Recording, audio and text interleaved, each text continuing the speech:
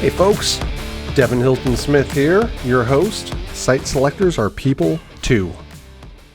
Man, apologies, it's been a while. But it feels like a while. It's only been a week and a half. But 2 weeks? It's been more than a week. You're going to notice I sound a little tired on this one. But the nice thing is, and this is acting, this all leads into today's theme, which is it's something that I think everybody has trouble with these days. But in particular, I found that in our profession, work-life balance does not seem to be as well protected as it could be. I'll put it that way. So the last couple of weeks I've been traveling pretty heavily, pretty slugged over with work. I don't know if that's a term, but it is now. Slugged over.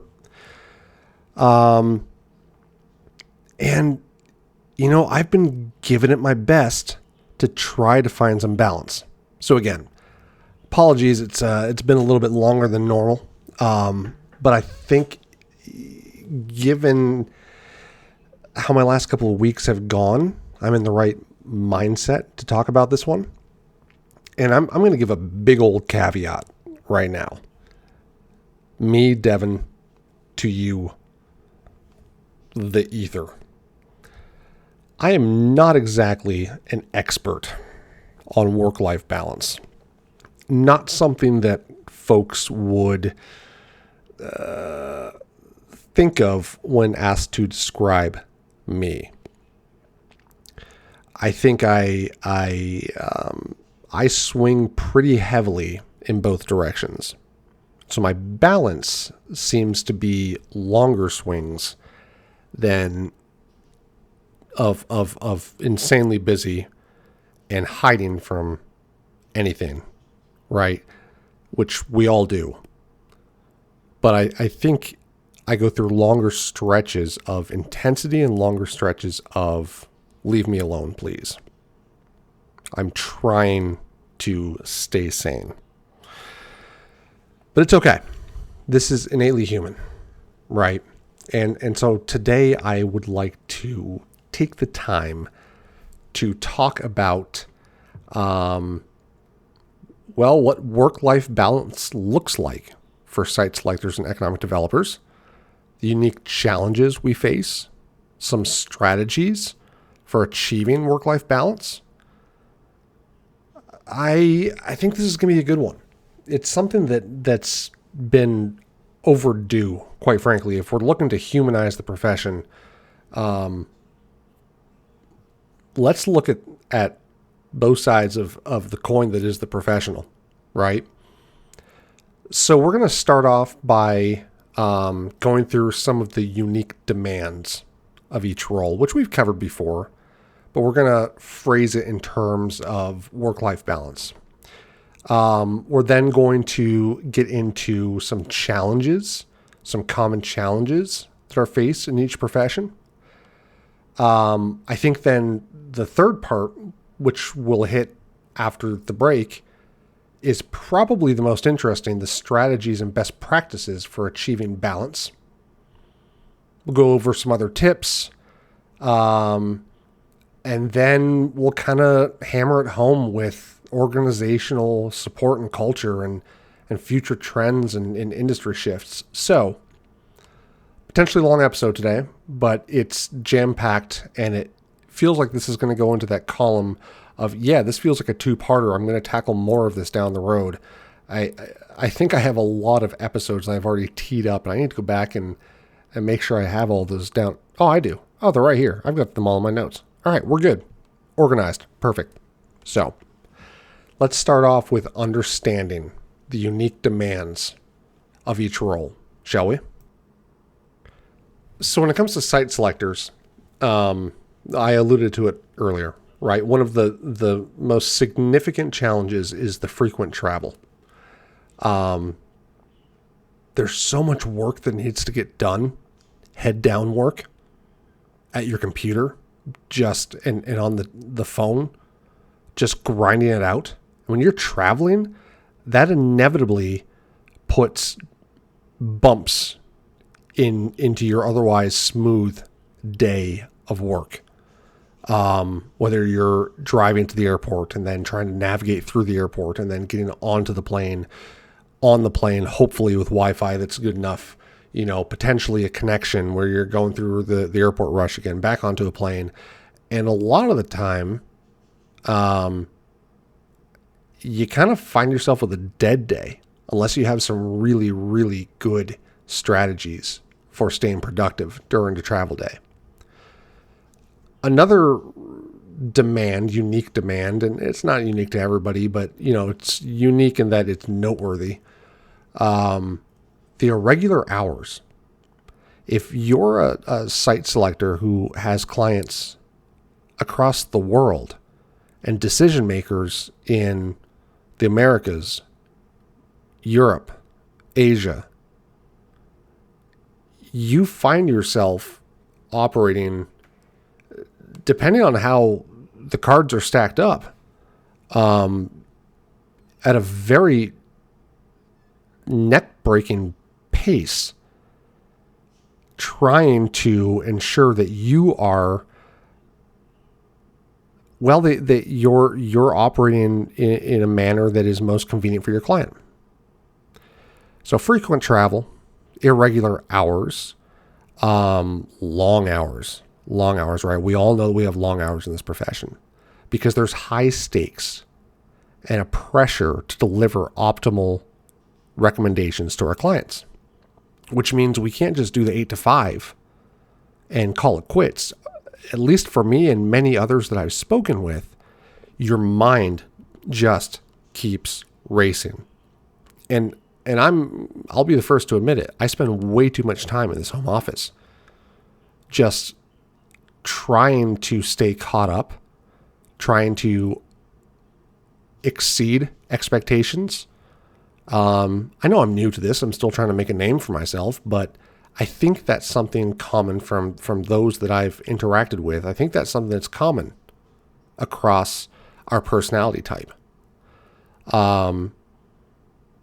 And don't forget, like I said before, right? When you're traveling and there's bumps in the road, one of the biggest time sucks, one of the most unique demands probably about this role is the client interaction and the data analysis. A lot of times those functions are separated in a consulting firm, in a consulting environment, but the client interaction and data analysis is merged for a site selector. You can't obtain the data necessary without strong client interactions. And you can't have the right client interactions to help them make a decision unless you are able to go through and analyze data properly. So that's site selectors. Some unique demands for economic developers. Community engagement. Number one, public speaking. You're looked upon to be at events, and I'm sorry that our cocktail hour, or I'm sorry that our event this evening is not between 8 to 5, but you're supposed to be a representative and a champion for the business community. You're going to be there, right? Or, hey, city council meets at 7 o'clock. You need to be there every month to make sure that you are relevant.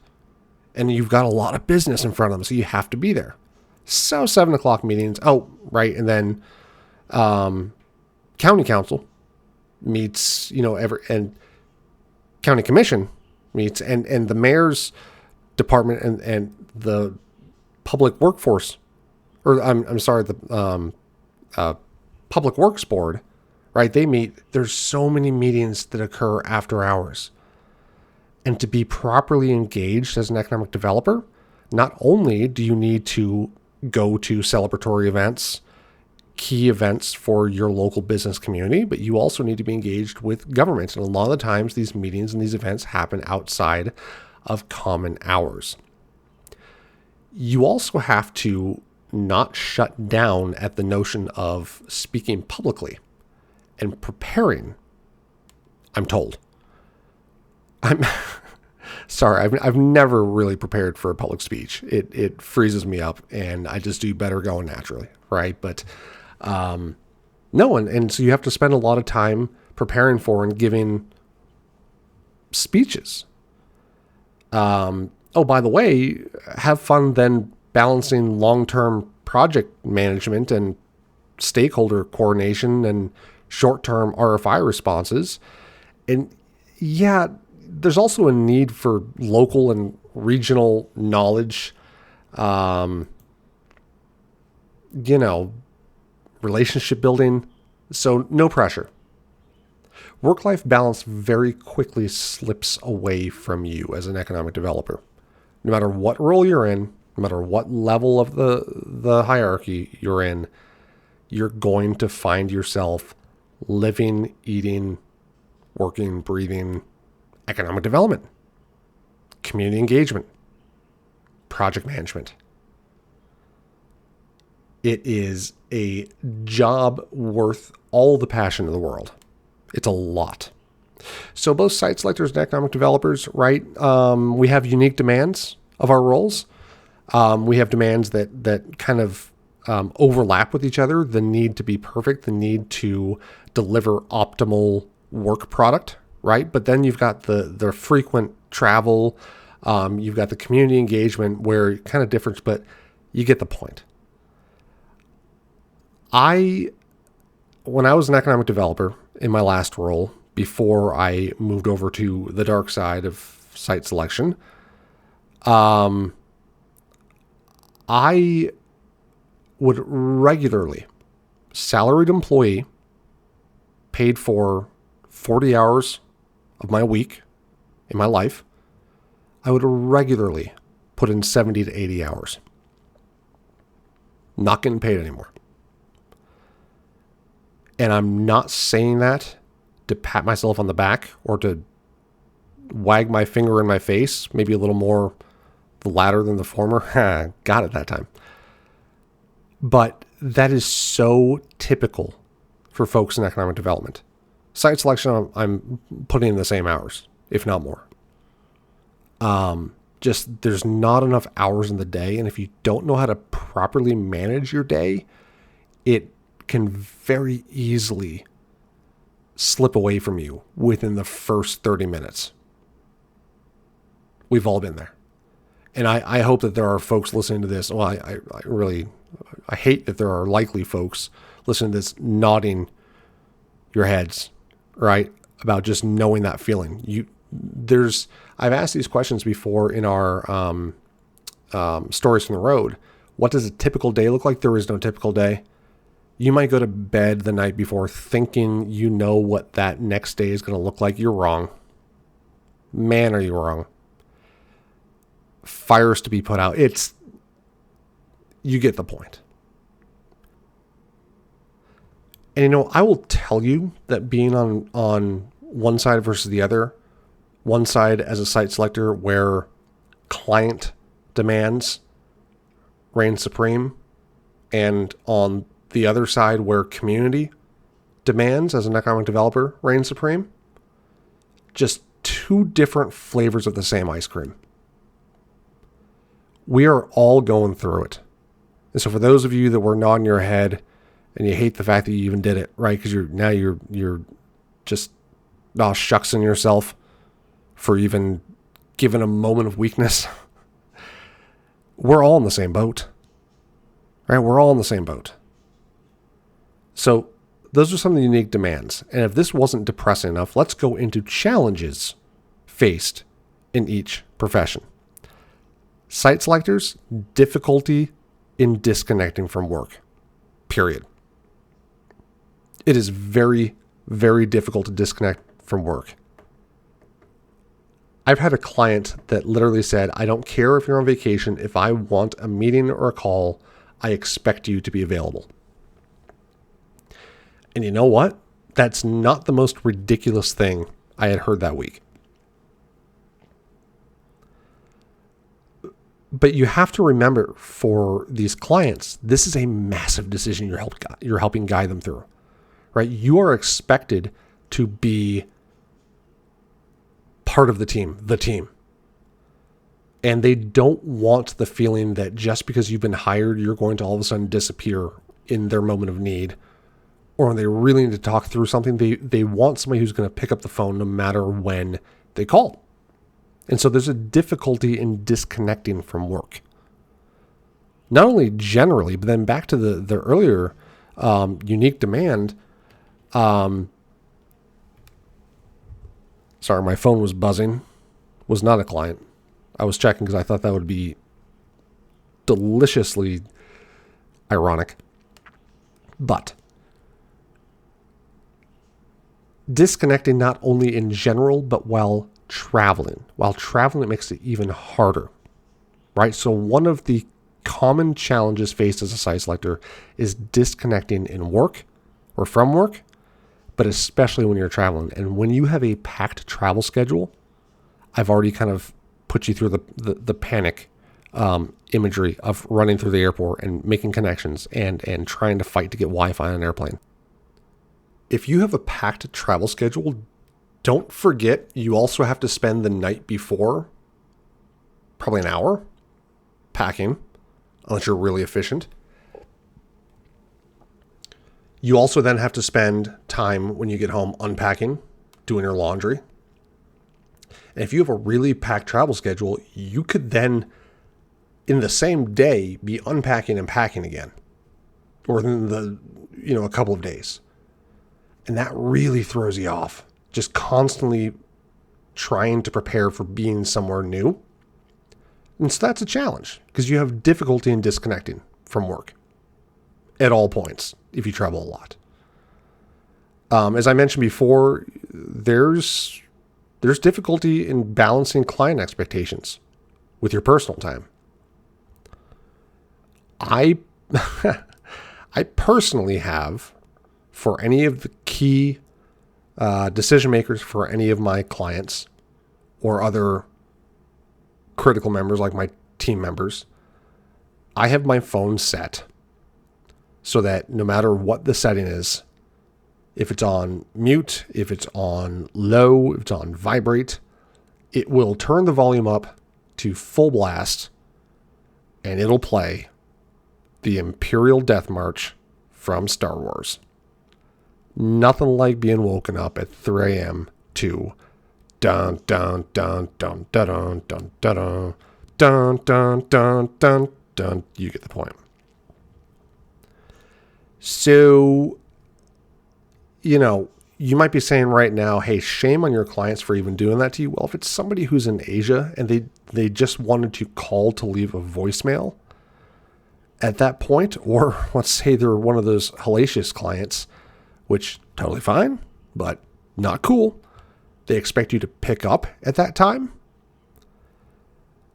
That becomes the antithesis of work-life balance. For economic developers, some common work-life balance challenges. Well, managing community expectations. Managing your persona as a representative of the economic development organization with just being yourself out in public. I had a hard time fighting the bleed over across that line. I ended up kind of being a Frankenstein's monster of both, whereby it was hard for me at some points to even carry on a conversation with strangers unless it was about work. But it's because I was so passionate about my community and what I was doing. But still, there is an issue there, right? Managing your work life and your personal life. And when they start to bleed over, hey, that's a good thing in some respects. But if it goes too far, I can tell you, it can become a problem. you're not only looking over your shoulder at any given moment to make sure that whoever's in the room is allowed to know that you're there, whatever terminology you want to use. Not only are you always trying to make sure that you are representing your community in the best way possible and your efforts as an economic developer, but you have to remember in the background, you're also juggling long-term project deadlines, RFI responses, everything I said before. And so you're juggling these public commitments with your private life. And I got to tell you what, there are not enough hours in the day for what an economic developer is truly asked to do. It's the reality of where we are today in this profession. It used to simply be about go to ribbon cuttings, meet with local businesses, do your salary and wage and benefit survey, respond to RFIs from the state or site selectors that come through, manage, right, all of the traditional stuff we've talked about. But now it's also about daycare optimization strategies and fiber development, broadband development initiatives. And there's so much more than just, as I've said before, turning a cornfield into an automotive factory these days as an economic developer, because I think we've done so well as a profession. We're so strong in our performance that folks look to us at any given point to do more. But I digress. Again, there are differences yet similarities between the two professions and the challenges that come with work-life balance. The impact, no matter which profession you're in, always has the same potential. The work side has the potential to consume the personal side of your life. Because I think whatever it is, the majority of us in these professions are obsessed with our work. It's not just a job. And maybe that's why that boundary is crossed so easily. As my mother put it, she hadn't seen me for a couple of years because of COVID. She hadn't been down to the Louisville area where I was working in my last economic development job at my industrial park. And she said, I don't know what happened to you. It's only been a couple of years, but your personality has so mingled with the personality of this industrial park, the persona of this industrial park, that you're almost one and the same. That's how hard, after a year and a half, 2 years, I had dove into the work to the point where my mom said that my persona and the persona of the industrial park, the commerce center, were so entwined that they are almost one. So, yeah, I took that as a compliment. I still do to this day, but I understand some of the negatives associated, right? You have to eat, sleep, and breathe a subject matter or whatever it is within economic development to with only in the matter of 2 years have somebody like your mother say that to you. It can become an obsession. And I think that is the biggest challenge that we all face, is the obsession to do better, the obsession to be better, and to reach this lofty goal that you set for yourself or somebody else has set for you, to either perform to the highest of expectations of your client or to be a public servant befitting of a salary from your neighbors. I was going to get into the difference in stress factors between the two roles, but I think they're quite similar.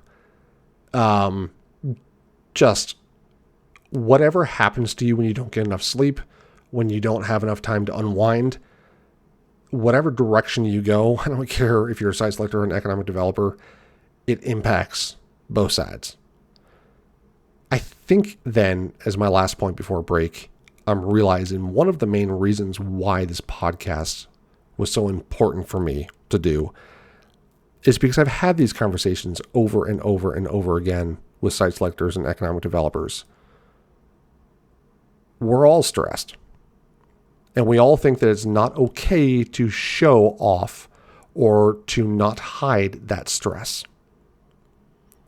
And so I hope that by having these conversations, we can, again, find ways to empower each other, trust each other a little more, and maybe, just maybe, we can make things a little more reasonable for all of us. Talk to you after the break.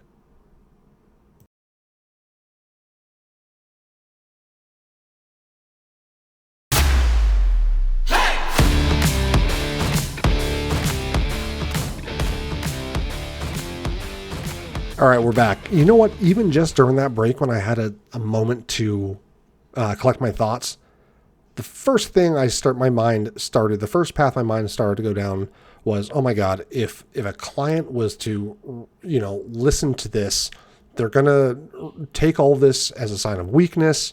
And can this guy really cut it? Is he good enough to do what? My mind started racing. Of course I'm good enough to do what they need me to do. And you know what? I think I'm good enough that I'm okay with admitting that I struggle with work-life balance. And I think all of you should as well. We all should, because we all do. But it's amazing to me, not 5 seconds after I hit pause before that break, I started to go into a bit of panic mode. Because the idea of even talking about work-life balance comes across as weakness in our society. But you know what? You can have that balance and still perform at the highest levels if we have some strategies and best practices for achieving it. So in this next section, and the first one back from break, like I said, we're going to talk about some strategies, some best practices, some tips for achieving balance. And we're going to kind of go through for site selectors and for economic developers, then we're going to kind of merge it all together and tell a few stories and move on to kind of, what I said before, organizational culture in the future. And then we'll call it.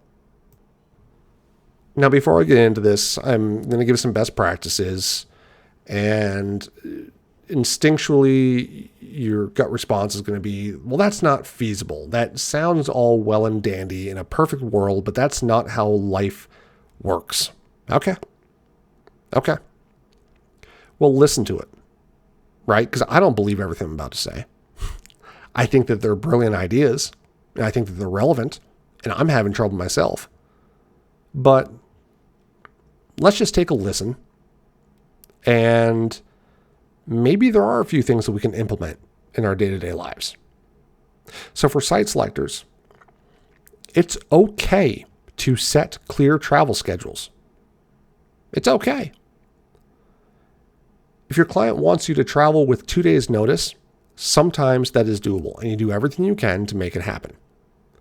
But if you're not able to, because your son's big baseball game is coming up, or because your daughter's trombone concert, which is something she's been looking forward to for months, is the next evening, it's okay to say no. Despite what that one client said to me about, I don't care if you're on vacation, if I want to talk to you, I expect you to pick up the phone. Yeah. Listen, if I have some downtime and I'm doing a little bit of work anyways, just trying to stay caught up and you call, or I saw that you called, heck yeah, I'll call you back. But if I'm out enjoying time with my family or my friends, I'm probably not going to be taking that phone with me anyways. That's another tip right there. I know people give me a lot of grief about it, but I thoroughly enjoy carrying 2 phones. That way you can truly leave your work at home. You can leave your cell phone behind. And you have no excuse other than to hopefully be present with the people that you're with. But back to it, you can apply all of this to setting clear travel schedules. Right? Nowadays, with how much virtual meeting technology there is out there are very, very few things you truly need to travel for.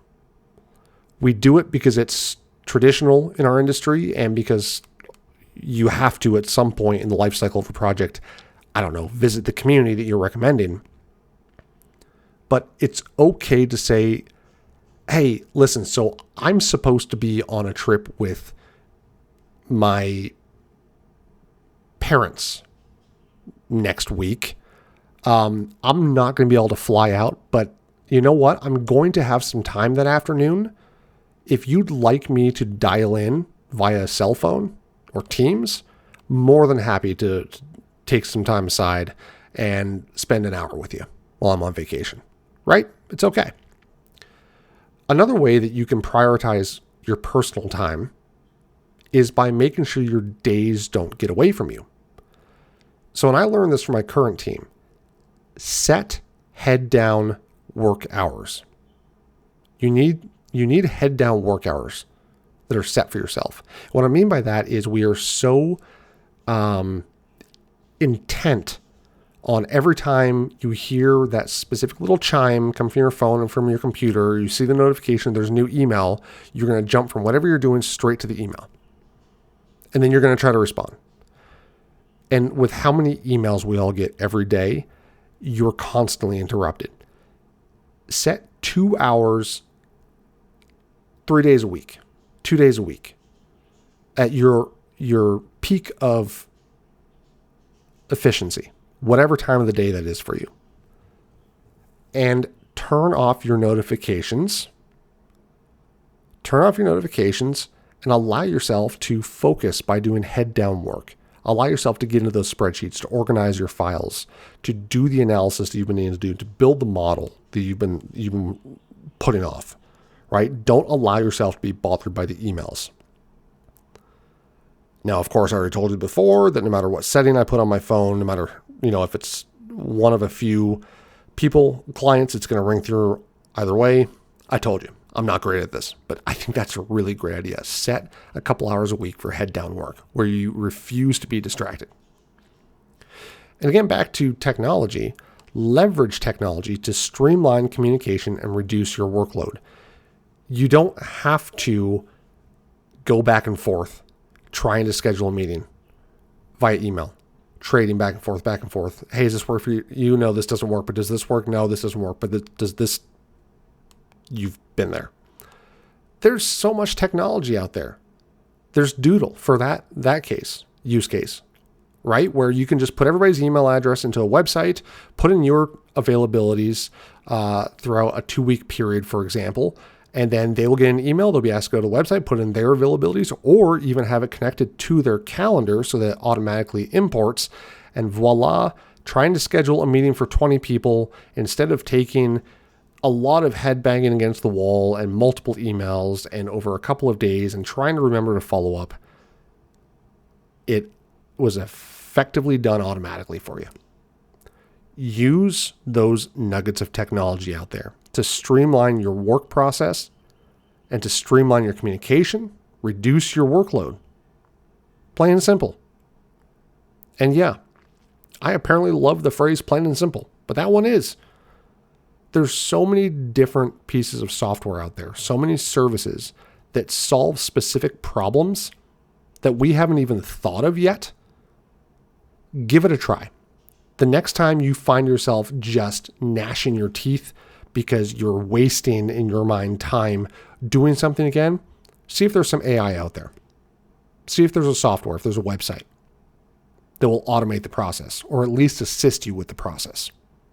That way you have more time to get the head down work done and to have those meaningful conversations and interactions with your clients. My last overall best practice or strategy recommendation for site selectors is we need to recognize that the need to perform has to be viewed on a spectrum of severity. The need to perform has to be viewed on a spectrum of severity. What the hell do I mean? What I mean is not everything is critical, urgent, somebody's going to die. Everything may feel that way, and others may try to make you feel that way, but not everything is a 10 out of 10, highest end of the spectrum. This has to be dealt with. Otherwise, something goes abysmally wrong. Most of the time, we're probably at a 3 to a 4. We're probably at a 3 to 4. 7 feels like hell on earth. 10, you're going to know when it's a 10. So I have been working on trying to take a step back and not slack off, but recognize that I do not have enough hours in the day to perform 100%, 150%, right, on every task that I have. So I need to figure out how to be more efficient comprehensively. And so I'm trying this spectrum of severity. I'm going to try to weigh it out. How critical is this? How severe is this matter, truly? Is it something I can delegate to somebody else? Is it something that needs to be done anyways? Do me a favor and look up something called the Eisenhower Matrix. The Eisenhower Matrix. It's a way to prioritize your to-do list. It organizes tasks by urgency and importance so you can effectively prioritize your most important work. Named, of course, after the 34th President of the United States, Dwight D. Eisenhower. So, not going to solve your life on this podcast, but on to strategies and best practices for economic developers. A little bit of the Eisenhower Matrix as well. Delegating tasks is okay.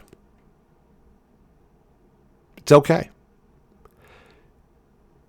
I learned a lesson over my career as an economic developer that if you are going to feel comfortable delegating tasks, you have to spend the time up front building a supportive team. So yes, you have to invest it. You have to invest in your team members. If you invest the time and you're good at what you do, you will find yourself in a position where you can delegate more and more tasks and focus in on your head down work. It's not punting the BS to others. It's organizing it where it should be. If you have a supportive, well-trained team, you've basically bought yourselves hours in the day. Speaking of that, with exceptions, of course, believe it or not, it's okay to take 24 hours to respond sometimes. And it's okay, while we're talking about time, to say no to a project that is giving you an unrealistic turnaround time. I think we feel the notion as economic developers, we suffer from FOMO, fear of missing out. If I don't go after this project, that could have been the one that changed the community for the better. So I have to try. Well, I don't know if it's going to be that one. They tell us that, this is all they can promise, but there's definitely more to come. They just can't put it in writing. So I can't not respond. I know it's due within 72 hours and I have to coordinate 13 different parties, but I can put everything else aside. I know that I was going to go out tonight with my friends who I haven't seen in a long time, but it's fine. This is important. If you're not given, here's my thought process now. now that I've seen the other side as well. If you're not given enough time to effectively respond to an RFI, then they're not necessarily looking for good data anyways. And that's because of one of two things. Number one, they're kicking the tires. It's a feasibility study, not really a project. Just want to see how the market responds. Number two, if this is how they make decisions or gather data, this is probably not the first nor the last time that you're going to interact with the side of them. And they might not be the ones that you want to be partners with. Because it's not just about the numbers, it's about partnerships. And it's about a good fit, as you'll remember. So, and the final thing for economic developers, you need to engage in community events strategically to avoid burnout. Choose the events that truly matter. No, just because one of your major employers invited you to a safety in the workplace lecture by the head of you don't have to go. It is so kind that you were invited. They probably wouldn't even expect you to show up anyways.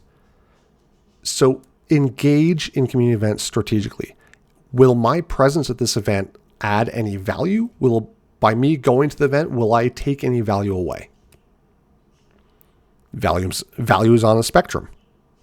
How much value? Maybe you're going to get a little, maybe a lot. Analyze the situation first. It's okay to say no. It's okay to say no. I use the term there, burnout.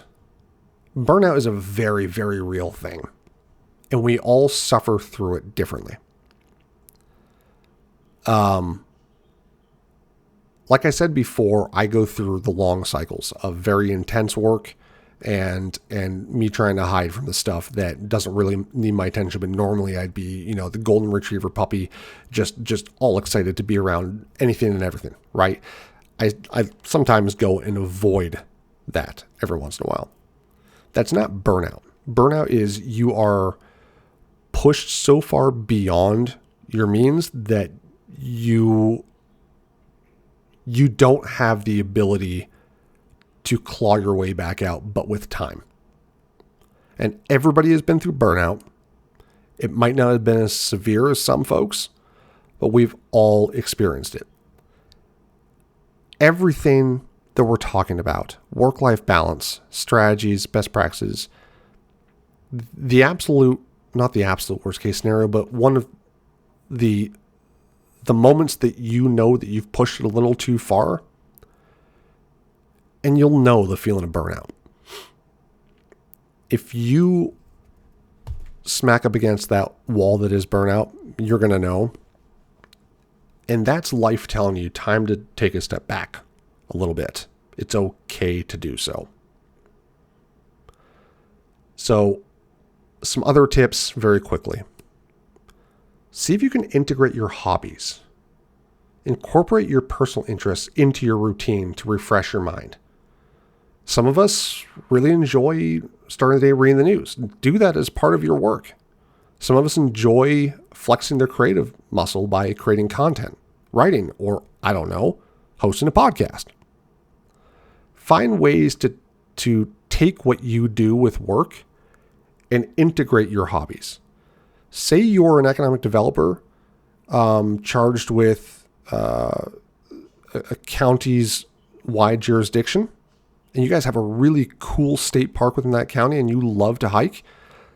See if there's ways for you to incorporate going out to the state park into your work. Maybe you become a community liaison for that state park. Maybe you find ways to integrate that into some of your RFI responses. Or when prospects come to town, as long as it's the right crowd, instead of having a meeting in the office, maybe you go out for one of the shorter hikes at the state park. There's a lot of different ways to integrate your hobbies. Thanks to technology, another tip is flexible scheduling. Arrange work hours where and when that align with your peak productivity times. if you're so fortunate. We're not all so fortunate. But if you can schedule those head down work hours for your peak productivity time, then we're talking. So see if you can find some alignment instead of trying to slog through, or what did I say earlier that I coined? I forget, but instead of trying to slog through when you're at your absolute worst, for me, that'd be in the morning, and trying to do some really hard-hitting, intense analysis, I'm not jiving at that point, right? So be flexible with your scheduling and arrange your hours and the places that you work to align with your peak productivity times. Your work environment. You should create a comfortable and inspiring workspace that encourages focus and relaxation. And we're going to get into this in the next part here, and then we're going to call it, but organizations that have a culture of supporting hybrid or at-home work environments for those people who thrive better in that way because they can create comfortable, inspiring workspaces, well, they get more focus and relaxation out of their employees, and they get a better work product. You can also practice mindfulness, engage in activities like meditation, yoga to reduce stress. I don't do it. I'm just saying I've heard it works wonders. But you can find 10, 15, 30 minutes throughout the day to shut the door. Again, not for everybody. I'm not trying to claim that everybody has the ability to just shut the door and do some yoga or do some meditation. But if you do have the ability to do so, it really is a quick reset for your brain. And speaking of that, find ways to limit your screen time. This is back to the head down hour, right? The head down work hours. If you really want to flip that in inverse, set specific times, and only specific times, that you're going to check emails and notifications to avoid constant connectivity. Now you can set rules, right? Like my Imperial Death March going on full blast. So I don't have the anxiety of, did I miss something critical from a critical client or somebody else in that regard, right? I can always set it so that this limitation of screen time is overridden. And that helps me to not freak out that I missed something on the far 10 out of 10 end of the spectrum of severity. So it allows me to put my mind at ease, knowing that I'm not getting the constant ding, ding, ding, ding, ding, ding, ding, ding, ding, ding, ding, ding, ding, you know. I wonder how that's going to sound in post. So anyways, folks, those are some strategies and best practices. And quite frankly, there are so many other folks out there that are better at this and have better ideas than I do, but I wanted to get the conversation going. So as always, I've put links into the podcast description, anything from Harvard Business Review with time management tips to work-life balance tips for busy professionals by Forbes to economic development networks and forums. It's Reddit, but there's plenty on there if you dig through. Some mental health and well-being. I just wanted to get the conversation going. If you're interested, take a look at those links and please reach out. But before we go, I did promise that we're going to talk about two more things: the role of organizational culture and the future. So for both professions, the importance of a supportive workplace culture that values work-life balance makes you better as a professional. Having flexibility in work arrangements, such as remote work or flexible hours, encouragement of open dialogue about balance and well-being. I've been in environments where that was absolutely frowned upon, and I can tell you what, those environments were always the worst to be in. I have always encouraged others around me at work to engage in open dialogue with me about balance, well-being, and how they're doing. Because I expect if I come to them that they're going to return the favor. And sometimes it's not enough to have your normal support network at home. Sometimes you need that at work as well. Into the future, there is a growing trend, I'm going to keep bringing this up, towards flexible work arrangements and its potential benefits. Technology advances have helped us to find ways to avoid travel to the office, travel out of town, the need to go back and forth in an email just to find a time to meet. But they can also hinder us, right? So the future is not all, roses and butterflies. Technology means that we're constantly reachable. Unless you have two phones, I'm just saying. But in reality, it means that we're always reachable, which makes work-life balance a lot harder because that line between work and life is being erased because technology makes us so reachable. And the evolving expectations of work culture in both site selection and economic development, I think it's going to be interesting to see where this goes. Economic developers get more and more piled upon them. Site selectors are being asked to do deeper and deeper dives into their projects. So how is it that with the relatively small number of professionals in our industry that we have, how are we going to take on what the future has to throw at us? I, for one, am going to be going through these articles a little bit deeper. As I said at the beginning, I am not the best at work-life balance. I know what it looks like. I know what it feels like. Do I know how to consistently practice work-life balance? Nope. I'm miserable at it, quite frankly. But it's something I'm interested in, and I hope you are as well. And so please, if you're looking for a next step, either share your experiences and strategies for achieving balance with me. I'd love to compile some of those and come back and talk about them on another episode.